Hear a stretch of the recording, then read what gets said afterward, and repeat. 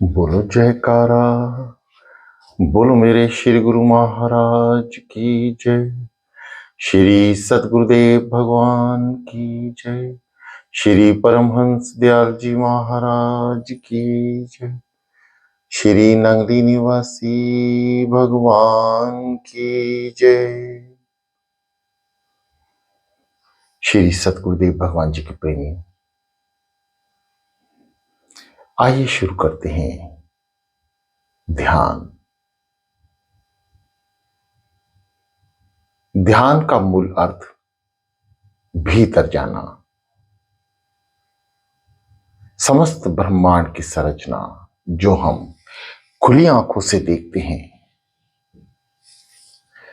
उस समस्त संरचना त्रिलोकीनाथ की बनाई हुई भीतर भी ठीक इसी प्रकार विद्यमान है। भीतरी आंखों से भीतर देखना और उस ब्रह्मांड की संरचना का अनुभव करना,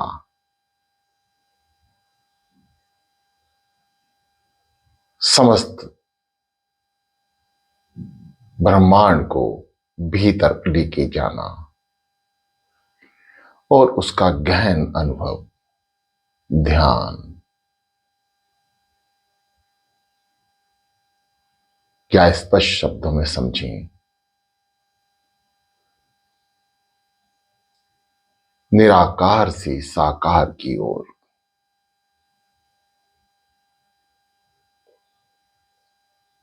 परम आत्मा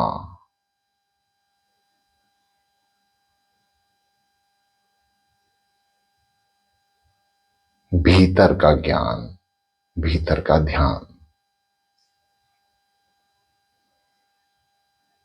शांत, समस्त इंद्रियों को शांत कर लें, समस्त विचारों को शांत करें। गहरी लंबी सांस भरें, छोड़ दें, फिर गहरी लंबी सांस भरें, फिर छोड़ दें। श्वास भरते समय महसूस करें कि आपकी नाक के दोनों छिद्रों से वायुमंडल प्रवाहित हो रही है। यदि नहीं तो प्राणायाम करने का प्रयास करें और नथुने के दोनों छिद्रों से वायुमंडल प्रवाहित हो।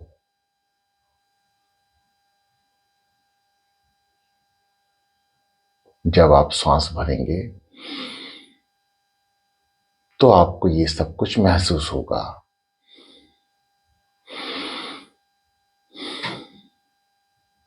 एक और बात, यदि आप अमृत वेला कर रहे हैं, जो साधक 3 बजे, 2 बजे, 1:30 बजे नियम अनुसार उठकर साधना कर रहे हैं,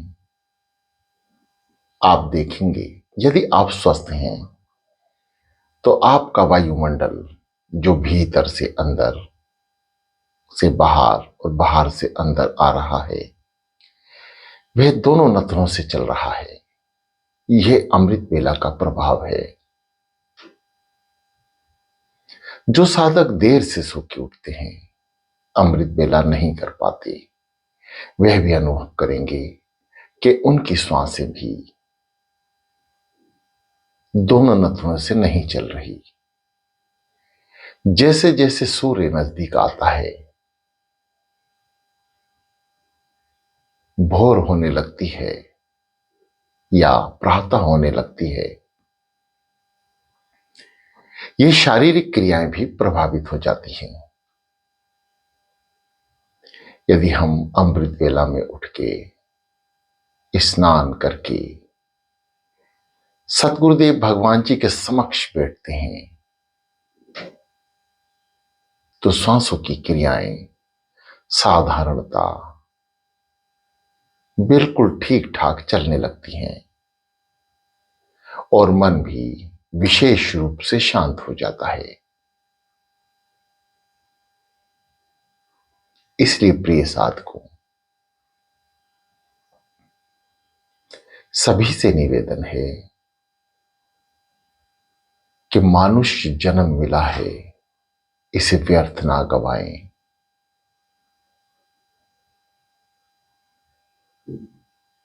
व्यर्थ गवाना मतलब मोती की जगह कंकड़ इकट्ठे कर लेना। अमृत बेला में उठकर जो परेशानी झेलता है, नींद का त्याग करता है, वह अपने सद्गुरुदेव भगवान, इष्ट देव भगवान को बहुत जल्दी प्रसन्न कर लेता है। इस बात का ज्ञान साधक को नहीं होता कि मेरे प्रभु मुझसे प्रसन्न हैं। उसको ज्ञान तब होता है जब उसके जीवन के कर्म सत्कर्म की ओर चल पड़ते हैं। उसके समस्त कार्य खुद ब खुद अपने आप होने लगते हैं। प्रिय साधकों, अमृत बेला अनुभव का विषय है, ना कहने का, ना पढ़ने का, ना सुनकर अनुभव करने का। केवल कर्म करके अमृत बेला में उठ के आप अनुभव कर सकते हैं कि अमृत बेला का प्रभाव शरीर के भीतर कितना गहन है।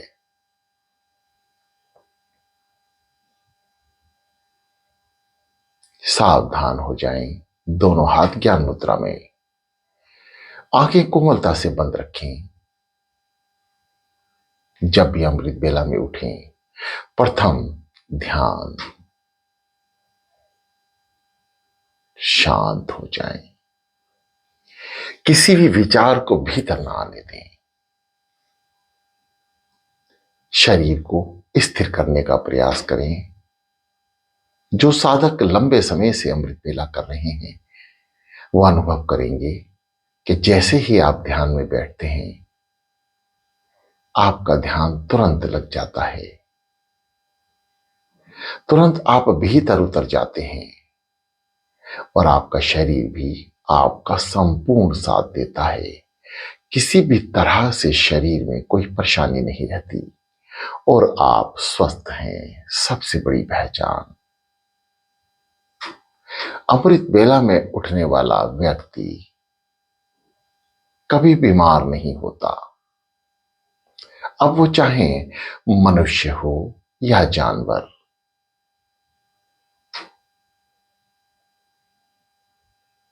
हम अनुभव करेंगे जानवरों से आपने बहुत ही कम जानवरों को बीमार पड़ते देखा होगा। यहां तक कि जिन जानवरों को हम पालते हैं, वह भी आसानी से बीमार नहीं पड़ते। कारण केवल सिर्फ इतना है कि समस्त जानवर, चाहे वे कर्म ना कर पाए अध्यात्म का, क्योंकि वे 84 लाख में हैं, फिर भी जो जीव, चाहे वो मनुष्य है, चाहे जानवर, पशु पक्षी, पाताल के जीव, समुद्र के जीव, कभी बीमार नहीं होते। ठीक इसी प्रकार मनुष्य भी अमृत बेला में उठेगा तो उसकी समस्त शारीरिक परेशानियां खुद ब खुद दूर होती चली जाएंगी। ऐसा ये दास नहीं, पुराणों में, ग्रंथों में वर्णन है। गुरुओं की मुखवाणी से ये शब्द उच्चारित हुए हैं। इतना सुंदर शरीर, सुंदर मनुष्य का जीवन मिला है, इसे व्यर्थ ना गवाएं। क्योंकि कौन सा जीवन अंतिम जीवन होगा, मनुष्य को ज्ञान नहीं। ग्रंथ महापुराणों में लिखा है, मनुष्य 7 जन्म लेता है, उसके बाद 7 जन्म के कर्मों का निचोड़ जब एकत्र होता है, तब कहीं जाकर उसके कर्मों का फैसला सुनिश्चित होता है कि उसे 84 लाख योनियां मिलेंगी या पुनः ही मनुष्य की देह। प्रिय साधकों, हर जीवन को अंतिम जीवन मानकर कर्म करें। श्री सद्गुरुदेव भगवान जी के श्री चरणों को प्राप्त करने के लिए अवश्य है साधना। पुनः मनुष्य देह प्राप्त करने के लिए आवश्यक है नाम जाप।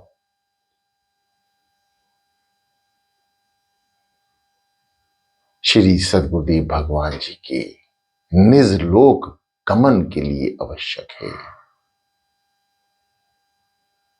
उनका ध्यान, उनका नाम जाप, निरंतर भीतर उतरना, अजपा जाप का लगातार भीतर से चलना, 24 घंटे सोते, उठते, बैठते, जागते, किसी भी देह कर्म को करते हुए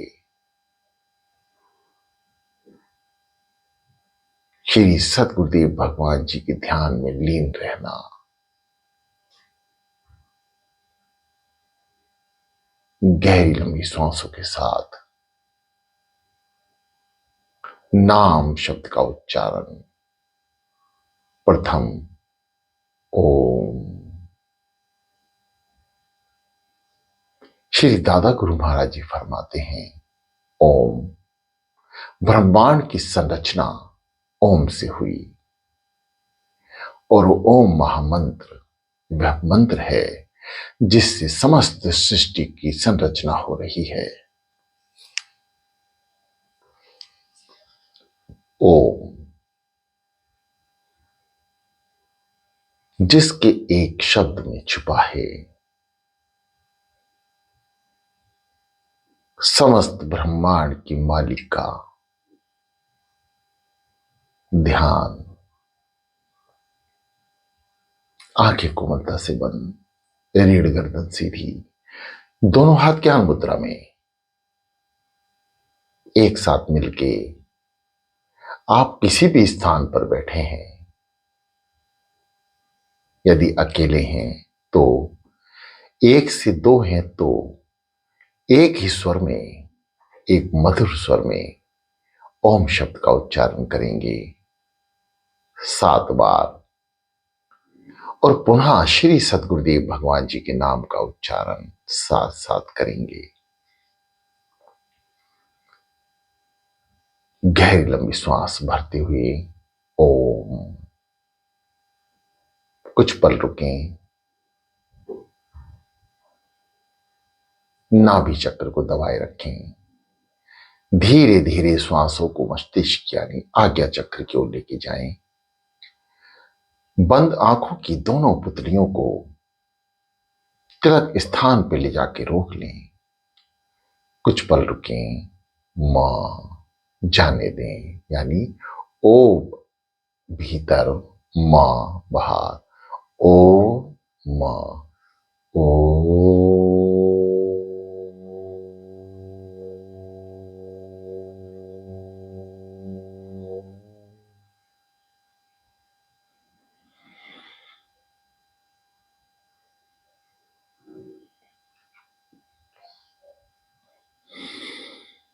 मां, ओ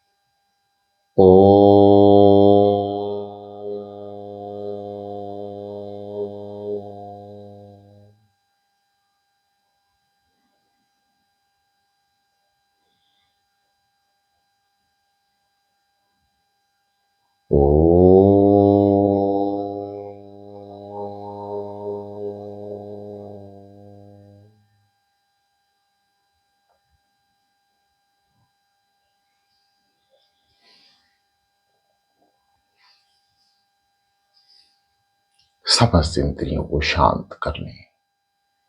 समस्त विचार शून्य है। शरीर स्थिर। आइए श्री सद्गुरुदेव भगवान जी के द्वारा प्राप्त नाम का उच्चारण श्वासों से किसी भी तरह की श्वास की आवाज आपके कानों तक न आए। कान केवल वही सुनेंगे जो मन उच्चारण करेगा। समस्त ध्यान को श्वासों में लगाएं। श्वास कैसे अंदर और कैसे भीतर और बाहर आ जा रही हैं, उन श्वासों पे सद्गुरुदेव भगवान जी के नाम का उच्चारण करें और कान सुने। ध्यान की समस्त विधि आपको पहले ही बताई जा चुकी हैं। श्वास जब ऊपर की ओर जाए तो बंद आंखों की दोनों पुतलियों से तिलक स्थान को निहारें, भीतर जाने का प्रयास करें। और जब दोनों पुतलियां तिलक स्थान को निहारने लगें तो जो दर्द महसूस आंख को हो उसे थोड़ा सा झेलने का प्रयास करें। बारंबार जब हम श्वासों से अभ्यास करेंगे तो आंखों की पुतलियों का भी दर्द ऐसे ही दूर हो जाएगा जैसे शरीर के विकार दूर हुए हैं। ना तो खुजली है, ना पीर है, ना हड्डियों में, ना जोड़ों में कहीं से भी दर्द महसूस नहीं हो रहा और शरीर स्थिर है। जो साधक बैठने में असमर्थ हैं वह पलंग पर, सोफे पर, कुर्सी पर या ऐसे स्थान पर जो आपको आराम प्रदान करे आप बैठकर नाम जाप अवश्य करें। सो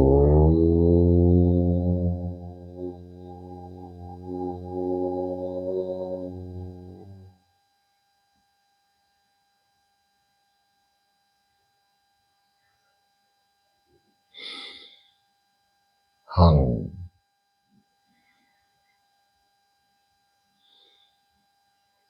सो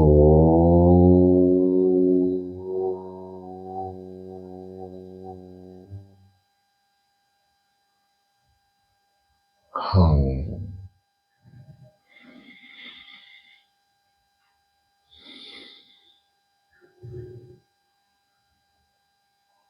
शांत।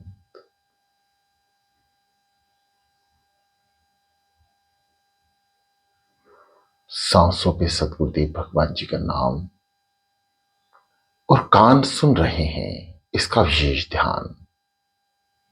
शुरुआती दौर में आप इस क्रियाओं को इसी तरह निभाएं। आगे का समस्त मार्गदर्शन सद्गुरुदेव भगवान स्वयं भीतर प्रकट होकर करते हैं। ये दास तो केवल अनुभव जहां तक ज्ञान होगा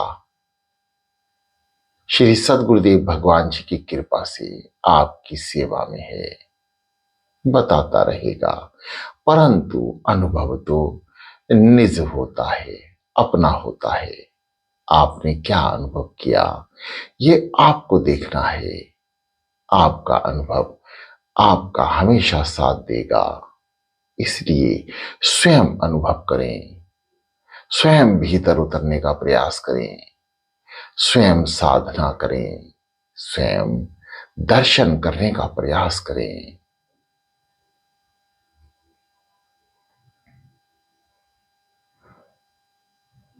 नाभि चक्र को दबाएं, श्वास भरते हुए श्वास को रोकें नाभि चक्र पर, फिर धीरे धीरे श्वासों को मस्तिष्क की ओर यानी आज्ञा चक्र की ओर लाएं।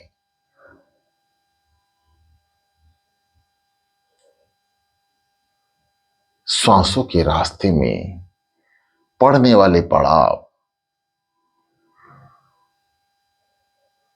नाभि चक्र से जब वायुमंडल प्रभावित होता है वे हृदय चक्र से होता हुआ, विशुद्धि चक्र से होता हुआ आज्ञा चक्र में प्रवेश करता है। नाभि चक्र और आज्ञा चक्र, ये चार चक्र इस शरीर को साधना स्थित करने में संपूर्ण मदद करते हैं। इसलिए प्रथम साधक को यहीं से ही शुरुआत करनी चाहिए। नाभि चक्र को दबाएं, श्वास भरें, रोकें, धीरे धीरे अनहद चक्र यानी हृदय चक्र से होते हुए विशुद्ध चक्र यानी गले के भीतर से श्वासों को आज्ञा चक्र पर लेके जाएं, यानी मस्तिष्क में रुकें और फिर श्वास को वापस पुनः विशुद्धि चक्र, हृदय चक्र और नाभि चक्र को प्रवाहित करते हुए हंग शब्द का उच्चारण यानी श्वास बाहर, इन चारों चक्रों को जागृत करने मात्र से ही, यानी जागृत का मतलब है कि आप बार बार नाम जाप कर रहे हैं और समस्त ध्यान इन चारों चक्रों पे लगा रहे हैं। और वो कैसे लगता है कि जो आप जप रहे हैं वे कान सुन रहे हैं। कान बाहर की आवाज को भीतर पहुंचाने में मददगार है और भीतर जब शांत होगा, समस्त इंद्रियां शांत होंगी, तो कान की आवाज केवल मन सुनेगा और जब मन सुनेगा तो वह क्रिया दोहराएगा, यानी नाम का उच्चारण कानों से सुना गया, श्वासों ने करा, कानों ने सुना और मन को वह शब्द पहुंचा दिए और मन स्थिर है, शांत है। उस शब्द को सुनकर वह मन भी जाप करने लगता है और जब मन किसी भी जीव का किसी भी कार्य में लीन हो जाए तो वे कार्य पूर्ण हो जाते हैं। इसलिए मन से जाप करना है और मन से जाप करने की विधि आपको अभी बता दी गई है। विशेषकर कान सुने, बस आपने इन्हीं बातों का ध्यान रखना है कि जो श्वासें नाम जप रही हैं वह कान सुन रहे हैं।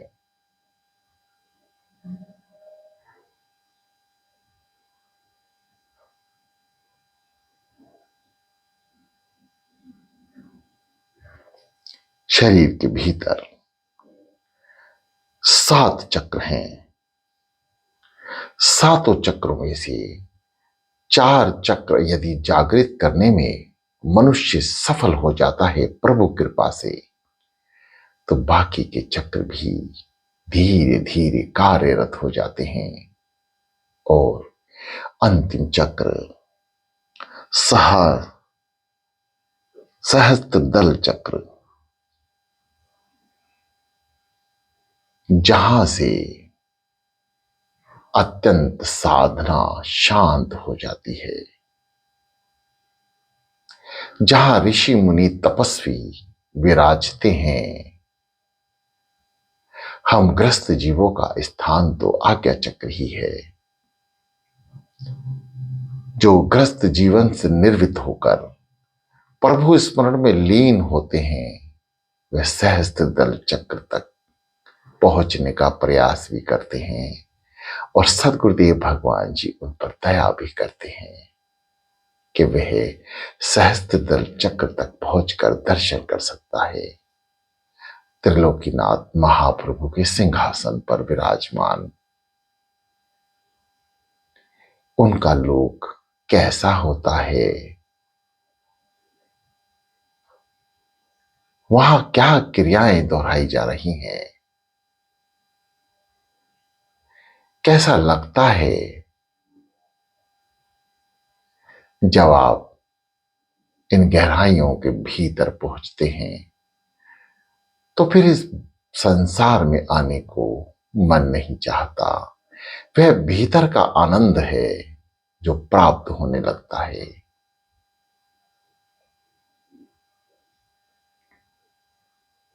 शांत हो जाए, सद्गुरुदेव भगवान जी के नाम का उच्चारण लगातार आपने करना है। साधना के दिन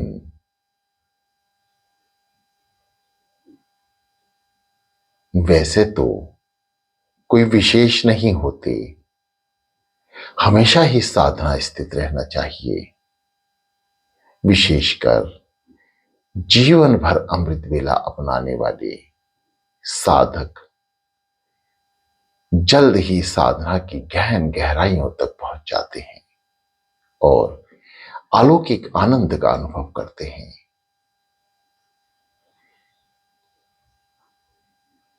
जो साधक अमृत वेला नहीं कर पाते वे नाम जाप अवश्य करें। यदि अमृत वेला करेंगे तो अपने वर्तमान जीवन के साथ साथ भविष्य में होने वाले जन्म को भी निर्धारित कर देंगे। ऐसा सद्गुरुदेव भगवान जी, श्री दादा गुरु महाराज जी, श्री अद्वैतानंद सच्चिदानंद प्रकाश में फरमाते हैं। श्रीमद् भागवत गीता में भी भगवान श्री कृष्ण इसी ज्ञान को बार बार दोहराते हैं कि मेरा साधक मुझे अत्यंत प्रिय होता है और जो मेरे नाम का उच्चारण सूर्य उदय होने से पहले करना शुरू कर देता है, मैं उसे दर्शन अवश्य देता हूं। श्रीमद् भागवत गीता में भगवान श्री कृष्ण ने स्पष्ट शब्दों में अर्जुन को उपदेश दिया।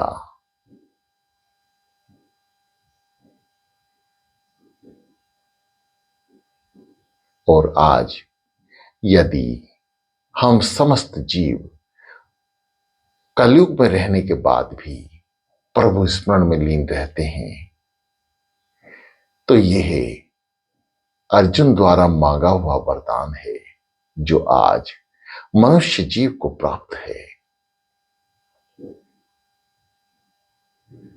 अर्जुन ने भगवान श्री कृष्ण से जब वरदान मांगा उनकी आज्ञा से, तो उसने कलयुगी जीवों के लिए कल्याण की प्रार्थना की, जिससे भगवान ने प्रसन्न होकर कलयुग को वरदान दिए कि कलयुग में केवल नाम जपने वाला ही मुझे प्राप्त होगा। ऐसा भगवान श्री कृष्ण से मुखारविंद से निकले ये शब्द कि जो मेरे नाम का उच्चारण करेगा उसे मैं अपने चरणों में स्थान दूंगा। ये अर्जुन को वरदान दिया। भगवान के भक्त महान होते हैं, वे अपने लिए कुछ नहीं मांगते, वे समस्त जीवों का कल्याण चाहते हैं। ऐसे ही भक्त भगवान को अति प्रिय हैं। इसी कारण अर्जुन भगवान को अत्यंत प्रिय था। प्रिय साधकों, नाम जाप निरंतर करते रहें। ये दास तो केवल अनुभव के आधार पर दो शब्द आपको बता सकता है। यह सद्गुरुदेव भगवान जी की कृपा है। जो कृपा दास पर है वह कृपा आप पर भी है। हम नित रोज अपने नित्य नियम में पढ़ते हैं, आपकी कृपा सब पर भारी, जो समझे सो हैं अधिकारी। प्रिय साधकों, हर एक गुरु भक्त को अपने सद्गुरुदेव भगवान जी की कृपा रूपी अमृत में हमेशा डूबे रहना चाहिए। समस्त कर्म करते हुए बार बार यही विचार आना चाहिए कि मुझ पर सद्गुरुदेव भगवान जी की विशेष कृपा है। तो पाप कर्म भी पुण्य कर्म में तब्दील हो जाएंगे। एक एक नाम का मतलब है हजारों पाप कर्मों का नष्ट हो जाना। यह ग्रंथों में वर्णन है। इसलिए मन से जाप करें। केवल मन द्वारा एक नाम का उच्चारण, केवल एक नाम का आपके हजार पाप कर्मों को नष्ट कर देता है। वे चाहे पुनर्जन्म के हों या वर्तमान जन्म के। प्रिय साधकों, कम से कम 60 मिनट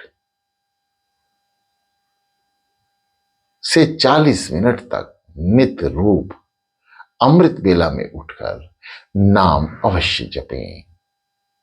मन नहीं लगता, कोई बात नहीं, बैठ जाएं। आप अपनी हाजिरी लगाने का प्रयास करें बस। सद्गुरुदेव भगवान स्वयं अध्यापक के रूप में, शिक्षक के रूप में आप पर अपनी दया दृष्टि करेंगे।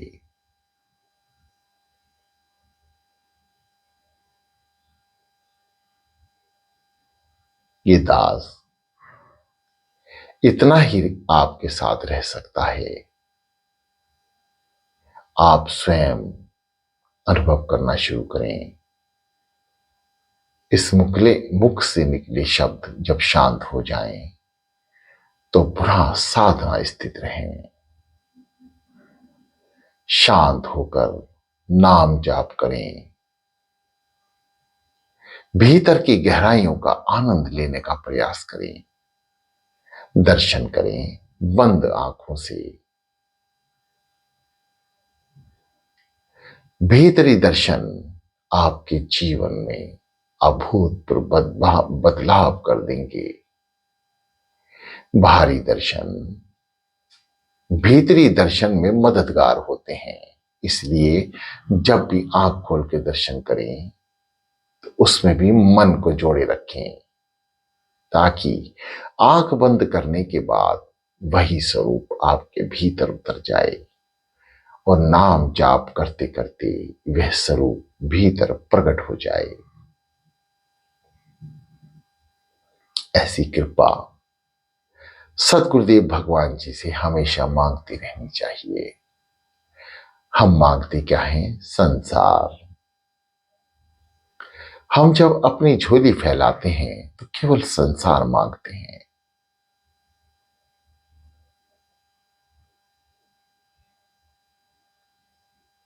जो भक्त हैं वह जब झोली फैलाते हैं, बाहर से नहीं भीतर से, वे दिखते नहीं झोली फैलाते हुए, परंतु वह भी भीतर से झोली फैलाकर भीतर के ज्ञान, भीतर के दर्शन को सद्गुरुदेव भगवान जी से मांगते हैं। उन्हें वे प्राप्त होता भी है। जब बाहर की झोली फैलाने से संसार प्राप्त हो सकता है, तो भीतर से उनके दर्शन प्राप्त क्यों नहीं होंगे? अवश्य होंगे। हम मांगते ही नहीं, हमें मांगना नहीं आता। हम व्यर्थ की चीजों को मांगते हैं जो कुछ समय बाद नष्ट हो जाएंगी। क्रियाशील है। हम भीतर के दर्शन आपको आप से ही नहीं मांगते। हमें मांगना ही नहीं आता। प्रिय साधकों, सत्संग सुना करें। सत्संग में जो शब्द ज्ञान रूप हैं, उन्हें भीतर ले जाने का प्रयास करें। वही सत्संग आपकी आत्मा को जागृत करेगा, आपके मन को एकाग्रचित करेगा। जीव ने क्या कर्म करने हैं, क्या सद्गुरुदेव भगवान जी से मांगना है, ये सत्संग द्वारा आपको प्राप्त होगा। अभी आप लगातार साधना स्थित रहेंगे। ये दास अपने मुख से निकले हुए वचनों को विराम देगा और श्री सद्गुरुदेव भगवान जी की कृपा से ये दास भी और आप भी लगातार साधना स्थित होने का प्रयास करेंगे। वह सत्कर्म करेंगे जिससे हमारे इष्ट देव भगवान प्रसन्न हो जाएं। ओम शांति शांति शांति।